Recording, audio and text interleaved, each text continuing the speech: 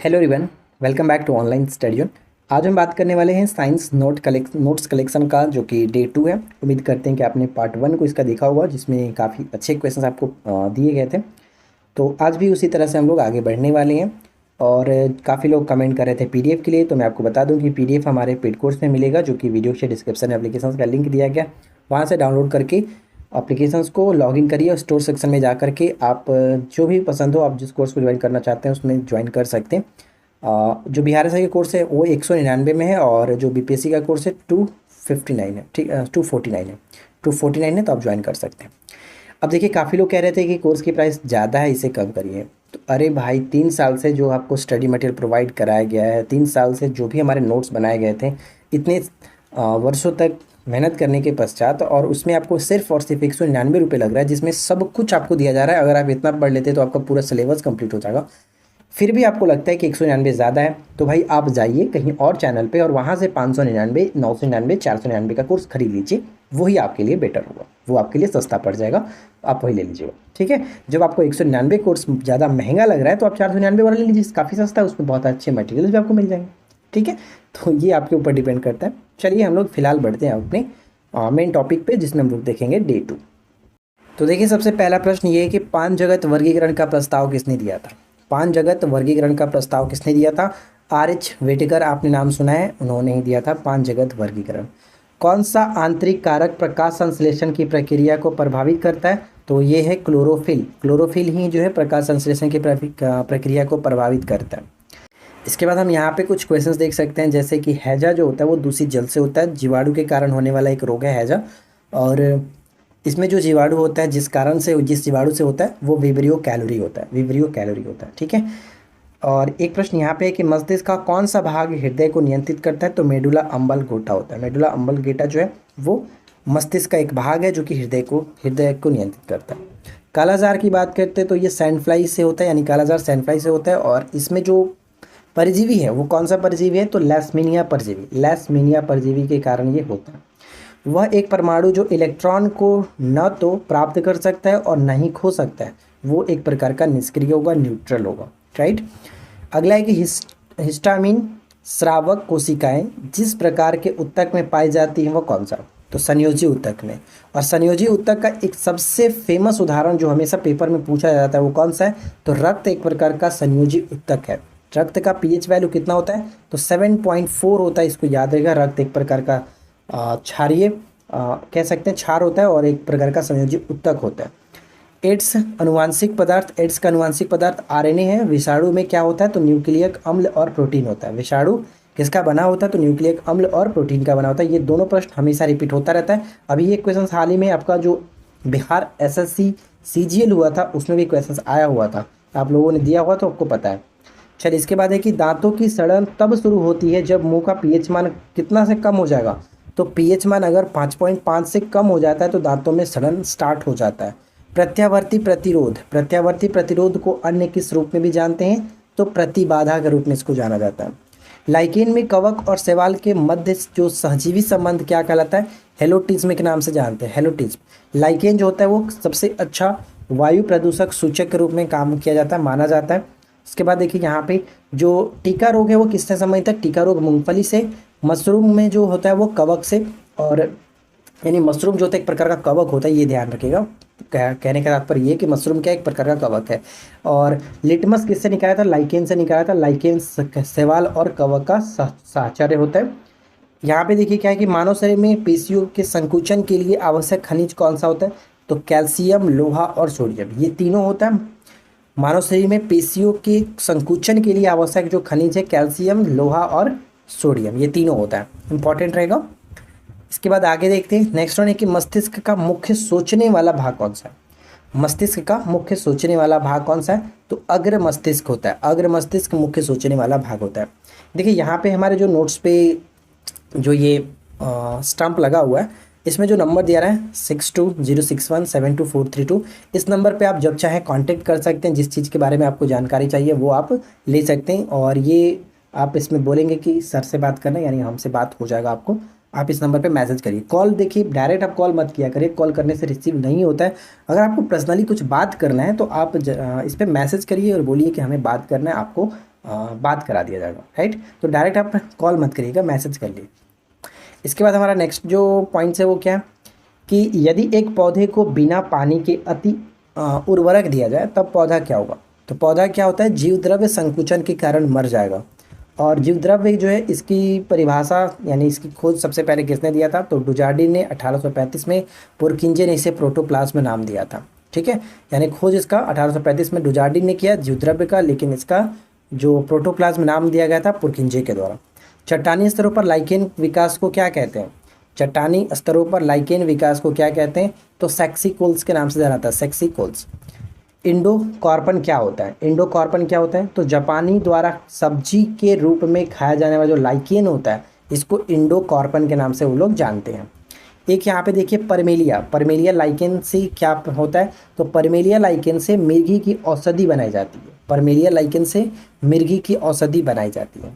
अगला है कि कौन सा पौधा वाहनों के प्रदूषण को अवशोषित करने के लिए समांतर सड़क के साथ साथ उगाया जाता है, तो बोगेनविलिया जो पौधा होता है वो खास करके वाहनों से निकलने वाले जो प्रदूषक होते हैं, प्रदूषणों को अवशोषित करने के लिए ये पेड़ सड़क के किनारे लगाया जाता है, उगाया जाता है। रोग और निदान के संदर्भ में देखिए, जैसे एड्स जो होता है, एड्स का जो जांच होता है वो एलिजा परीक्षण आपने पढ़ा होगा, एलिजा टेस्ट एड्स के जांच के लिए होता है। फ्लेग के लिए वेसन स्टेन परीक्षण होता है, वेसन स्टेन परीक्षण होता है। टाइफाइड के लिए विडाल परीक्षण किया जाता है। ये तीनों हमेशा रिपीट होता रहता है, तो इसके अच्छे से याद रखिए कौन किसके साथ होगा। एलिजा टेस्ट एड्स से संबंधित है, वेसन स्टेन जो परीक्षण है वो फ्लेग के साथ, और विडाल टेस्ट टाइफाइड के साथ। मानव में जठर की छोटी आंत में खुलने वाला मुख क्या कहलाता है, मानव में जठर का छोटी आंत में खुलने वाला मुख क्या कहलाता है, पाइलोरस कहा जाता है, पाइलोरस। किस हार्मोन में पेप्टाइड श्रृंखला होती है, तो वो हार्मोन इंसुलिन होता है। इंसुलिन का स्राव कहाँ से होता है, तो अग्नाशय के बीटा कोशिका से इसका श्रावण होता है। और आप नीचे कमेंट करके बताइए कि इंसुलिन की खोज किसने की थी, इंसुलिन की खोज किसने की थी, आप नीचे कमेंट करके बताएंगे।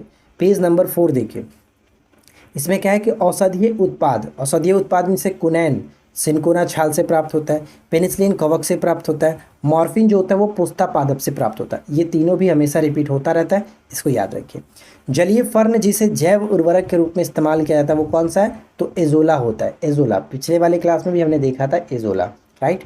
दूध क्या है, तो दूध एक प्रकार का पायस होता है, तरल में तरल जिसको पायस कहते हैं, लिक्विड में लिक्विड पायस होता है। निलंबित यानी जो सस्पेंशन है कणों का आकार कितना है, तो 10 के पावर -2 से 10 तथा 10 के पावर -4 सेंटीमीटर के बीच होता है निलंबन का आकार, ठीक है।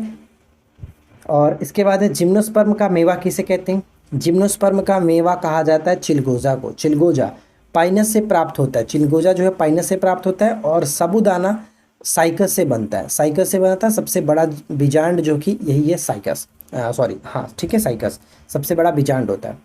रक्तस्राव को रोकने के लिए आमतौर पर इस्तेमाल किया जाने वाला जो एल्युमिनियम लवण है वो कौन सा है, तो पोटास एलम, पोटास एलम का इस्तेमाल किया जाता है आमतौर पर रक्तस्राव को रोकने के लिए।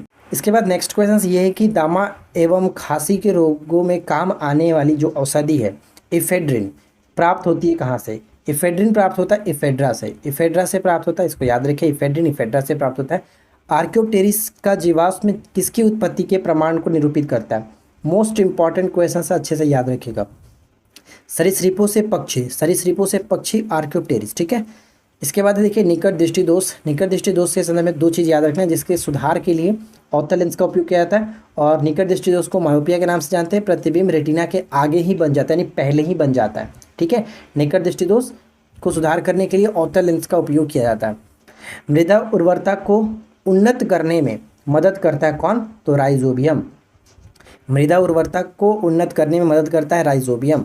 इसके बाद आगे बढ़ते हैं और इसमें हमारा नेक्स्ट जो क्वेश्चन है वो क्या है, मूलांकुर है जिसको रेडिकल कहते हैं। मूलांकुर से विकसित होने वाले जड़ें क्या कहलाती है, मुसला जड़ें के नाम से जानते हैं। मूलांकुर से विकसित होने वाली जो जड़ें होती हैं उसके मुसला जड़ें कहते हैं। मूलांकुर के अतिरिक्त पौधे के किसी भी भाग से विकसित होने वाली जो जड़ें होती है उसको क्या कहते हैं, अपास्थनिक मूल कहा जाता है, अपास्थनिक मूल। जड़ें विकसित होती है किससे, तो जड़ें विकसित होती है मूलांकुर से, जड़ें विकसित होती है मूलांकुर से। न्यूमेटाफोर्स, न्यूमेटाफोर्स यानी श्वसन मूल प्रायः मिलती है किसमें, न्यूमेटाफोर्स श्वसन मूल प्रायः मिलती है किसमें, तो मैंग्रोव पादपों में मिलता है, मैंग्रोव पादपों में। किसी ईंधन के अपस्फोटिरोधक गुण को दर्शाती है कौन, तो ऑक्टेन संख्या, ठीक है, ऑक्टेन संख्या। इसके बाद है अनिश्चितता का सिद्धांत किसने दिया? अनिश्चितता का सिद्धांत हाइजेनबर्ग ने दिया था। ये क्वेश्चंस जो कि कई बार रिपीट हुआ है, इसको याद रख लीजिएगा। देखिए इसके बाद है कि कैलेमाइन अयस्क होता है किसका? कैलेमाइन अयस्क होता है जस्ता का। कैलेमाइन अयस्क है जस्ता का। लेपिस लेलुजी अयस्क है किसका? तो एल्यूमिनियम का। ये आपने शायद पहली बार नाम सुन रहे होंगे। लेपिस लेलुजी अयस्क है किसका? तो एल्यूमिनियम का।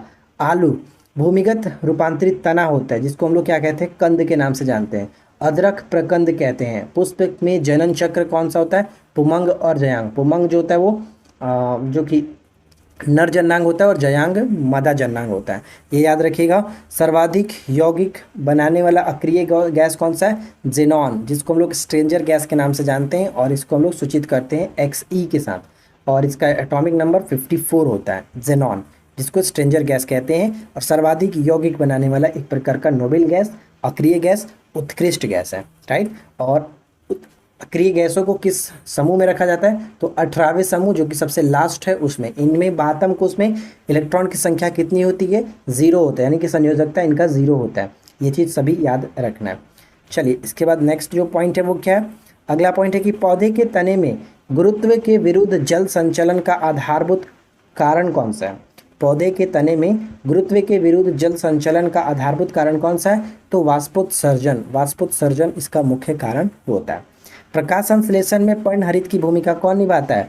प्रकाश संश्लेषण में पर्णहरित की भूमिका प्रकाश का अवशोषण करना। ये सॉरी, यहाँ पे कहने का तात्पर्य ये हुआ कि प्रकाश संश्लेषण में जो पर्णहरित होता है इसकी भूमिका क्या होती है? तो इसकी भूमिका होती है कि प्रकाश का अवशोषण करना इसका मेन पर्पस होता है, ठीक है। पत्ता गोभी खाद्य पदार्थ का संग्रह कहाँ करता है? तो पत्ता गोभी खाद्य पदार्थ का संग्रह तना में करता है, तना में करता है, राइट। ये तना में करते हैं। तो देखिए फ्रेंड्स, यहाँ पे हम लोग का पार्ट 2 भी कंप्लीट हुआ। उम्मीद करते हैं कि आज के क्वेश्चंस भी आपको अच्छे लगे होंगे। अगर आपने पार्ट 1 को नहीं देखा है तो ज़रूर चेकआउट कर लीजिएगा, और पहली बार हमारे चैनल पे अगर आप आ रहे हैं तो चैनल को सब्सक्राइब करके नोटिफिकेशन बेल आइकन को ऑल पे सेट कर लीजिए, क्योंकि यहाँ पे आपको कभी निराशा नहीं होती है। यहाँ पे आपको एग्जाम्स के ओरिएंटेड क्वेश्चंस कराए जाते हैं और आपको कुछ ना कुछ ज़रूर सिखाया जाता है। तो बस आज की इस वीडियो में इतना ही फ्रेंड्स। वीडियो पसंद आया हो तो लाइक जरूर करिएगा, अपने फ्रेंड के साथ शेयर कर दीजिए। हम मिलते हैं आपके साथ इसी प्रकार के नेक्स्ट वीडियो में किसी नए टॉपिक के साथ। Thanks for watching, keep learning, have a good day.